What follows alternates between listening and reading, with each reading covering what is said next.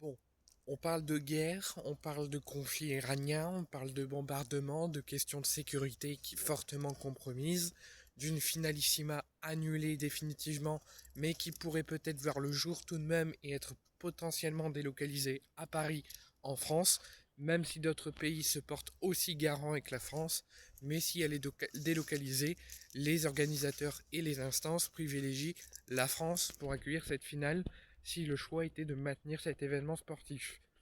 Je vous ai donné mon avis, pour moi cette finale ne doit pas avoir le jour, parce qu'il y a un contexte qui est logiquement, il doit être logiquement en train de priver cet événement, et que cet événement devra avoir lieu une fois que tout sera rentré dans l'ordre, et qu'une fois que ce conflit aura trouvé quelque chose, en tout cas aura trouvé une issue. Mais malgré tout, je sais très bien qu'il y a des contextes plus importants, des pertes humaines. C'est pour ça que j'envoie mon courage aux victimes, aux ressortissants français. Et j'espère que une issue sera trouvée, que les aides seront apportées et que tout pourra rentrer dans l'ordre. Habituellement, je serais tenté, je l'ai déjà fait sur cette chaîne, de vous faire des vidéos sur ce conflit, mais je préfère par question de sécurité et par question pour pas dévoiler d'informations médiatiques et pour plus rester dans notre sujet, je vais garder le sujet du football et de l'Olympique de Marseille, mais je vous ai quand même parlé des bombardements et de la guerre pour envoyer mon courage et mon soutien, mais également parce que ça concerne la finalissima du fin mars entre l'Argentine et l'Espagne. Donc on va revenir malgré tout sur notre sujet principal de notre chaîne, c'est l'Olympique de Marseille. Nous avons quitté l'Olympique de Marseille hier soir à l'Orange Vélodrome avec une belle victoire 3 buts à 2 face à Lyon. On en a discuté, on a tout analysé, on a débriefé, mais maintenant il faut prendre match après match qu'on les considérait importants et même même vital et considérer que les matchs, il ne faut pas les louper et il ne faut pas passer à côté.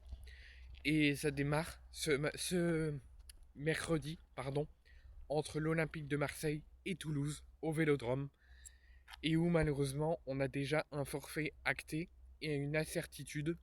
L'incertitude concerne Amine Gouiri. On va voir demain les informations d'Habib Bey lors de sa conférence de presse, mais on peut très fortement s'en douter. Amine Gouiri se serait blessé à la cuisse lors du stage à Marbella, le dernier jour de stage, et c'est pour ça qu'il n'était pas sur la feuille de match et qu'il n'était pas présent au Vélodrome lors de l'Olympico face à Lyon. On attend de voir des nouvelles d'Habib Bey demain concernant Amin Gouiri, mais en tout cas il est fort incertain et il pourrait ne pas être présent au Vélodrome mercredi pour ce quart de finale de Coupe de France contre Toulouse. Par contre, un forfait d'ores et déjà acté, c'est Kyrgian Timber. Il sera sûrement confirmé demain par Habib Bey. Ou peut-être, de façon surprenante, il sera peut-être présent, mais ça m'étonnerait fortement, puisque Timber s'est déboîté l'épaule. Les médecins ont dû lui remettre en place dans le vestiaire. Il va subir des examens.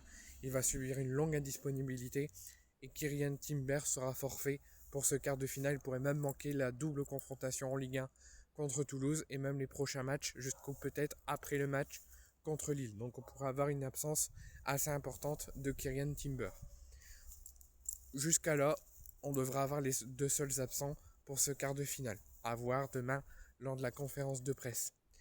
Par contre, ce match est très important. Oui, on a gagné contre Lyon. Oui, on a su revenir. On a su faire preuve de respect, de caractère, de, de, de test sanguin, j'ai envie de dire. Parce qu'on s'est combattu, on a montré qu'on avait le sang marseillais et qu'on ne lâcherait rien. Ben, faut aussi le maintenir, mais faire de la continuité qu'on n'a pas réussi à faire sur Roberto De Zerbi. Faut réussir à le faire sur Habib Bey pour aller ramener cette Coupe de France qu'on n'a pas remportée depuis des années au Vieux-Port et aller éliminer Toulouse, éliminer les prochains adversaires et aller chercher cette Coupe de France et aller réaliser nos objectifs en Ligue 1 et d'aller gagner au moins jusqu'à la deuxième place pour se qualifier directement en Ligue des Champions pour la saison prochaine.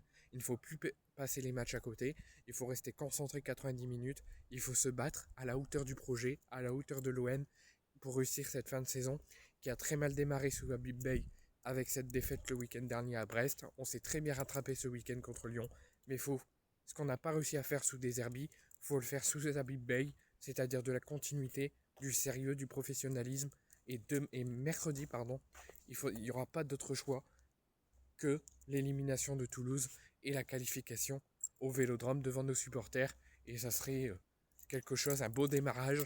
Ça serait peut-être une onde positive de battre Lyon, de gagner un Olympico au Vélodrome et derrière d'être en demi-finale en battant Toulouse chez nous. Donc pas d'autre choix.